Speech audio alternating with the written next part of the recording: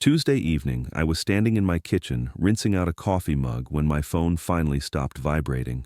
I turned it over and saw the number. 67 missed calls, all from work. I didn't listen to the voicemails. I already knew what they said.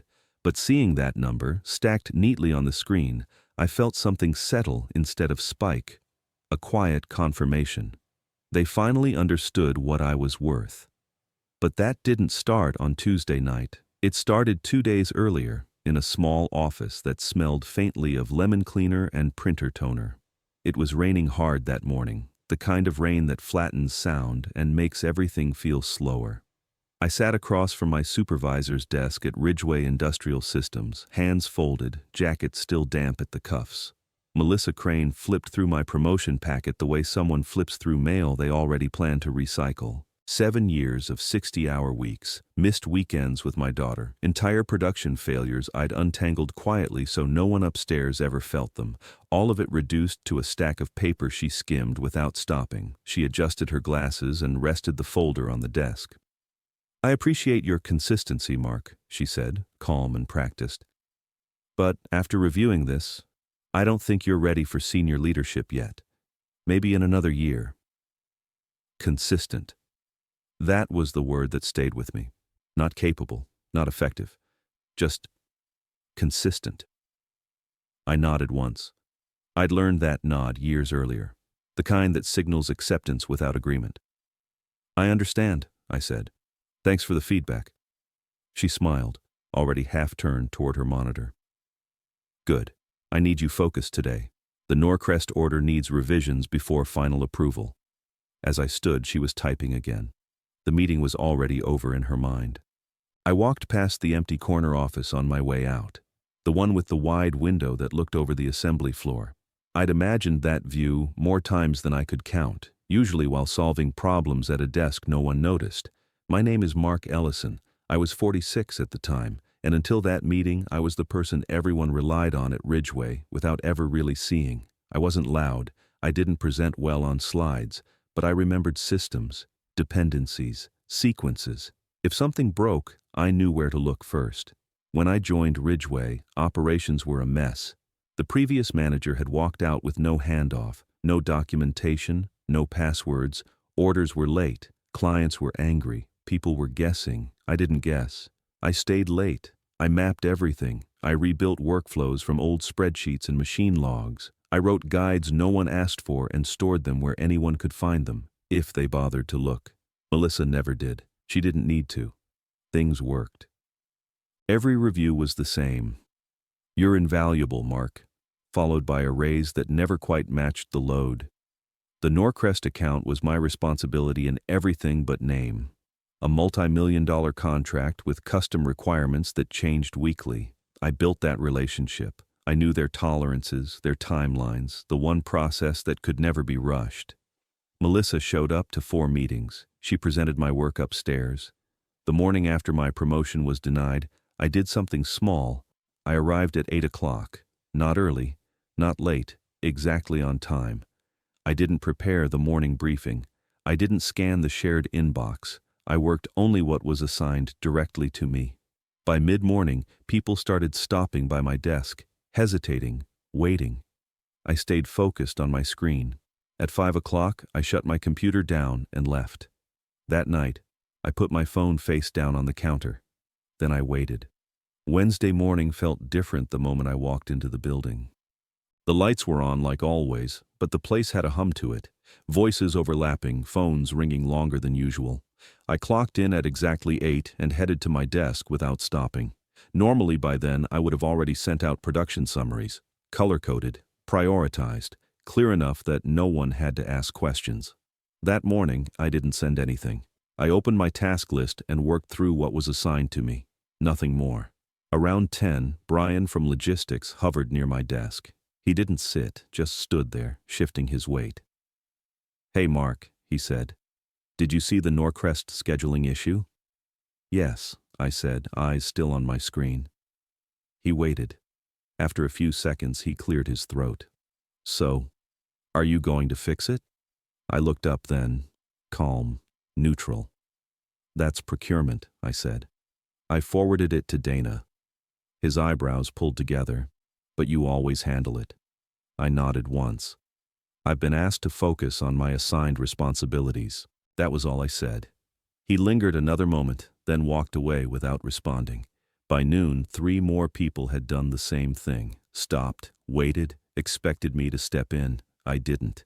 At 5, I shut everything down and left again. That evening, I picked my daughter Lily up from her mom's place. She was 16, grease on her hands from working on her old truck. We ordered takeout and ate at the counter. "You're home early," she said. "I made a change," I told her. She shrugged. "Good." My phone buzzed on the counter. I didn't touch it. Thursday morning, the cracks widened. Norcrest requested a timeline change, a significant one, the kind that affects 3 downstream systems if it isn't handled carefully. Melissa tried to lead the response. I could hear her through the glass of her office, voice tight, papers shuffling. Around 9:30, she appeared at my desk. "Where are the Norcrest process notes?" she asked. "In the shared drive," I said. She frowned. "Which file?" "The master document," I replied. "It's labeled clearly." She stared at my monitor as I opened the folder. Hundreds of files, structured, indexed. Her mouth tightened. "Can you just take this?" she asked. "The client is waiting." "I have the compliance audit this afternoon," I said. "I can look at Norcrest tomorrow morning." "This can't wait."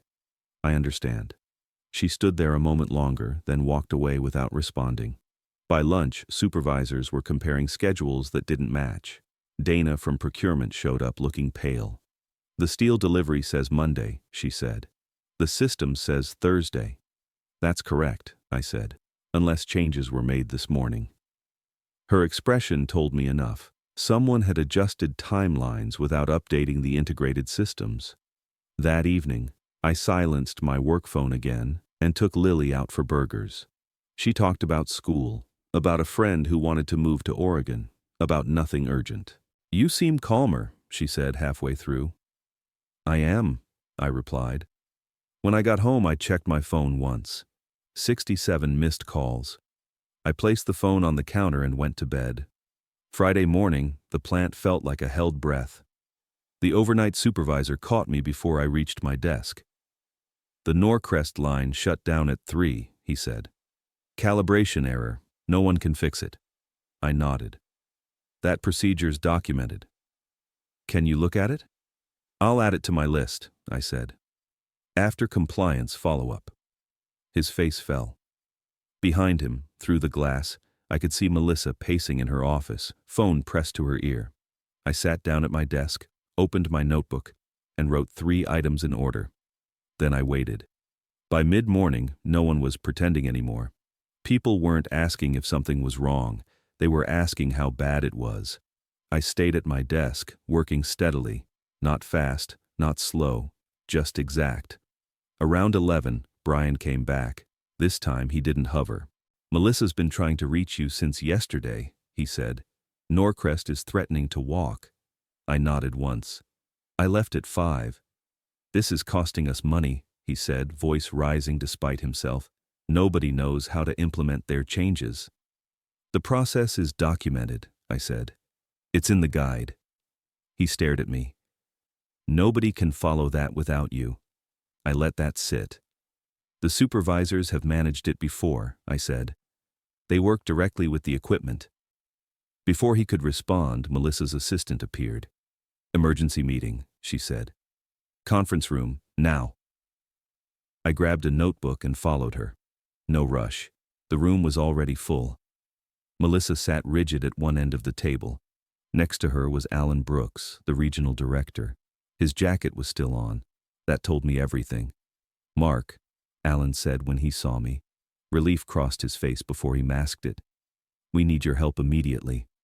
I took a seat and set my notebook down. "Of course," I said. "How can I help?" "How can?" Melissa didn't look at me. "The Norcrest situation is escalating," Alan said. "We're out of alignment and running out of time." Melissa finally spoke. "What will it take for you to take this back over?" I looked at her then. Calm, open. "I was told I'm not ready for senior leadership," I said. so I adjusted my role accordingly. Alan blinked. Your promotion was denied? Melissa's jaw tightened. That's not the point, she said. We need solutions. I agree, I said. And I can help. But I need clarity. Alan leaned forward. What kind of clarity? I've been contacted by another firm, I said. They're offering a director-level role, higher compensation, direct authority. The room went silent.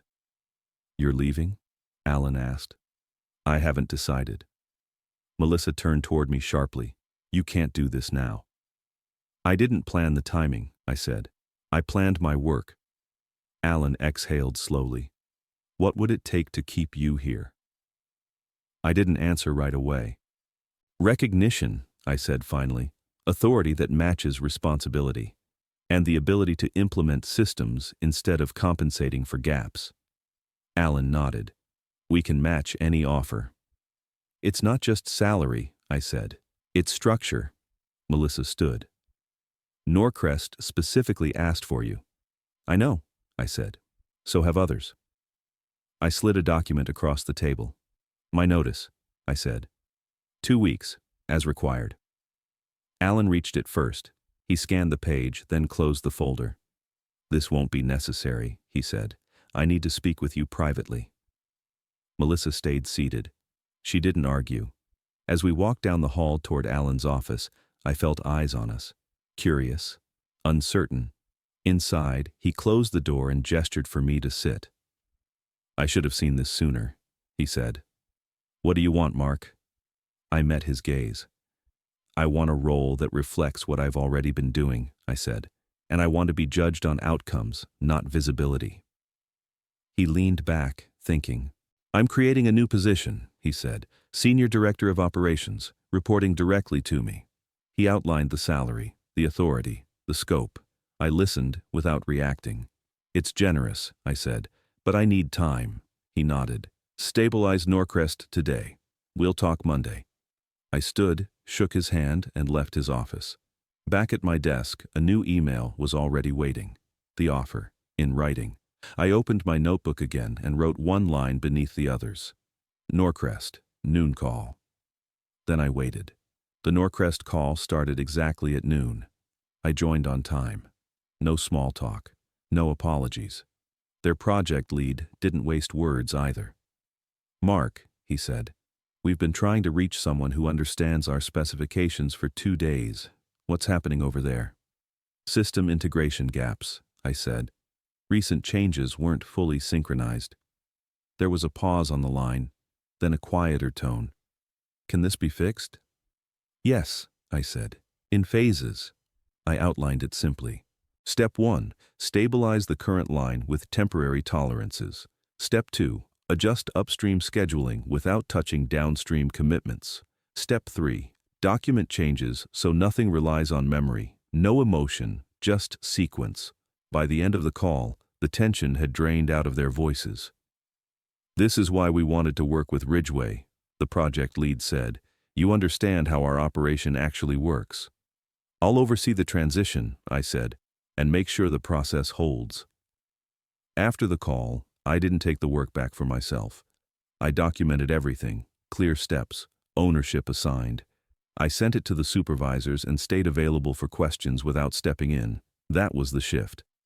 At 2, I went to Melissa's office. She looked like she hadn't slept. Dark circles, a cup of cold coffee untouched on her desk. Close the door, she said. I sat. I know Alan made you an offer, she said. I won't pretend I'm happy, but I understand. I waited. I relied on you, she said finally. Too much, without acknowledging it. It was the first time she'd said something without layering it. Can I ask you something? I said. She nodded. When you said I wasn't ready for senior leadership, I asked, what did you think I was missing? She hesitated. Visibility, executive presence, politics. In other words, I said, I did the work. Her face flushed slightly. That's not fair, she said, then stopped. It's not entirely wrong either. We sat in silence. If you stay, she said, things will change. Yes, I said, they will. I left her office without another word. That weekend, I barely thought about work. I took my daughter to a small car show outside town, sun on metal. People talking about engines and paint jobs like nothing else existed. "You're deciding something," she said as we walked. "Yeah? Good thing?" "I think so." Sunday night, I called my brother. "What's your gut?" he asked. "That I outgrew the role they needed me in," I said. "I'm just deciding where to use that next." Monday morning, I arrived early, 6:30. I went straight to Alan's office. "I'm accepting," I said, "with two conditions." He listened, agreed. At 10, the announcement went out. My inbox filled instantly. People I'd worked beside for years suddenly wanted meetings. Brian stopped by. "So, you're my boss now?" "Technically," he laughed nervously. "Honestly, that makes sense." Melissa stayed away until late afternoon. Then she brought a folder to my desk. "You'll be presenting this tomorrow," she said. I took it. As she turned to leave, she paused. "I didn't block your promotion because you weren't capable," she said. "I couldn't afford to lose you." I met her eyes.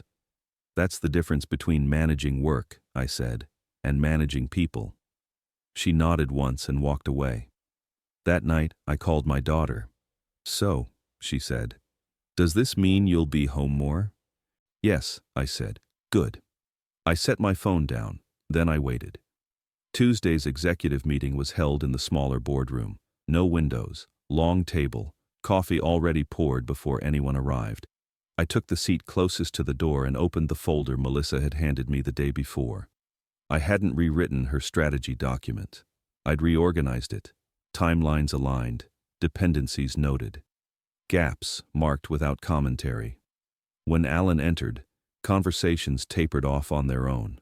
Melissa sat across from me. Her posture was straight, controlled, but she didn't reach for her notes. Alan nodded once. "Mark, this is yours." I stood, not rushing. "I'll walk through the operational reality first," I said. "Then we can talk about projections." No one interrupted. I didn't raise my voice. I didn't sell anything. I showed them what already existed: production logs, downtime records, change requests that had never been synchronized. The Norcrest adjustment timeline laid out against actual system capacity. No opinions, just sequence. At one point, someone asked, "Why wasn't this flagged earlier?" I answered calmly. "It was. In documentation, in shared drives, in post-incident summaries." Silence followed. I continued. "This isn't about individual mistakes," I said. "It's about how work flows, or doesn't, when knowledge lives in people instead of systems." I sat down when I was finished. Alan closed his folder. "Questions?" None came. Melissa finally spoke. "Operational oversight will now route through Mark's office." It was a statement, not a suggestion. After the meeting, people didn't crowd me. They nodded, took notes, left. The confrontation wasn't loud. It didn't need to be. That afternoon, Alan asked me to join him briefly. "We're restructuring reporting lines," he said. "You'll have full authority over production integration." I nodded. "Understood."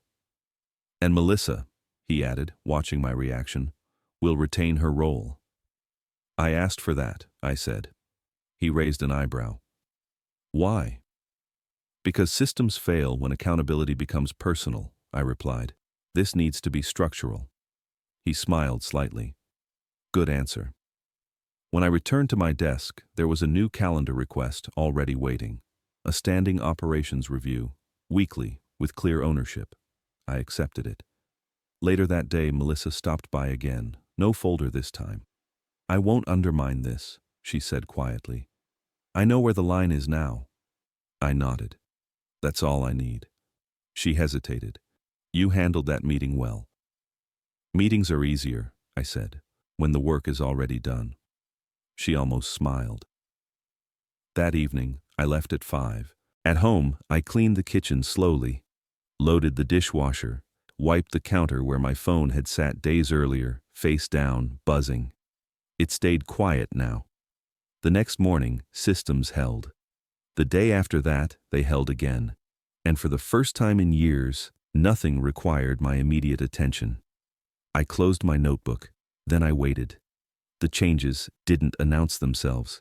They showed up quietly, the way good systems do. The first week, nothing broke. That alone was noticeable. Production hit targets without last-minute corrections. Supervisors followed the new handoff rules without calling my desk. Issues surfaced earlier, smaller, documented before they spread. By the second week, the data started to speak for itself. Downtime dropped. Rework dropped with it. The Norcrest line stabilized and then exceeded its original benchmarks. Their expansion request came through in writing, approved without urgency or escalation. Alan forwarded the email with a single line, "Good work." I replied with a confirmation and filed it where it belonged. Melissa adjusted faster than I expected. She stopped presenting operational details she didn't own. She asked clear questions. She deferred when appropriate. Our conversations became shorter and more factual. One afternoon, she sent me a calendar invite instead of stopping by. Agenda attached, objectives listed, time boxed. I accepted. At the 30-day mark, finance sent over a summary without commentary. Cost variance down, output consistency up. Client retention steady, nothing dramatic, just proof. The following Friday, Alan asked me to stop by. He didn't close the door this time. "Board reviewed the numbers," he said. "They're satisfied." I nodded. "They also approved your additional hires," he added. "Your team, your structure. Thank you." He studied me for a moment. "You could have burned this place down on your way out." "I wasn't interested in that," I said. He smiled. "I know." That evening, I left early. At home, my daughter was already there, sprawled on the couch with her laptop open. She looked up as I set my keys down. "You're not on your phone," she said. "I don't need to be." She grinned. "You're different lately." "Better or worse?" "Better," she said without hesitation. 6 months passed without crisis. The new team took ownership. Decisions moved through process instead of personality. I stopped being the quiet safety net and became something else entirely, replaceable by design. One afternoon, I walked the floor alone. Machines running, schedules posted, no one looking around for me. That was the point. Later that week, I found my old notebook in a drawer. The one with the list from the day everything shifted.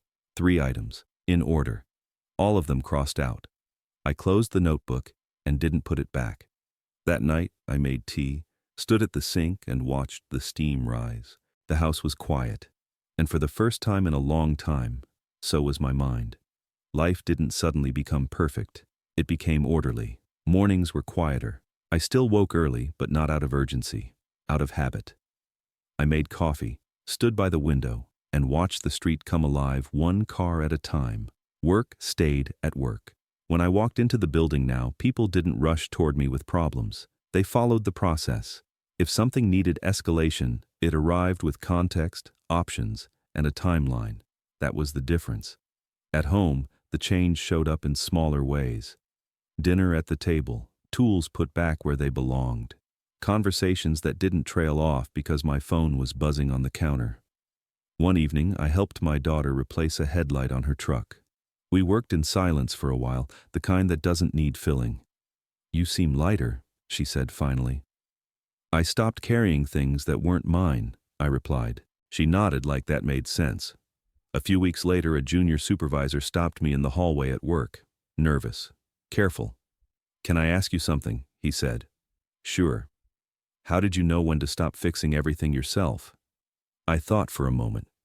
When I realized that doing it all wasn't loyalty, I said, it was invisibility. He thanked me and walked off, already thinking. That stayed with me. Because I've started to notice how often capable people disappear into the background, not because they aren't valuable, but because they're reliable, quiet, effective, easy to overlook. If you're listening to this and something feels familiar, you're not alone. I've met more people like that than I can count. Some in manufacturing, some in offices, some in places you wouldn't expect. There's one story in particular I keep thinking about. Different company, different role, same pattern. I might share that one soon. For now, things are simple. I finish my tea, I rinse the mug, I set it upside down on the towel and turn off the light. Order has a sound, Sometimes it's silence. If this story resonated with you, take a moment to like the video and subscribe. It helps this quiet corner of the internet keep going. And if you're comfortable, leave a comment and tell me what city you're watching from and what time it is there right now. I read more of those than you might think. 2 more stories will be waiting for you next. Both different, both real. I'll see you there.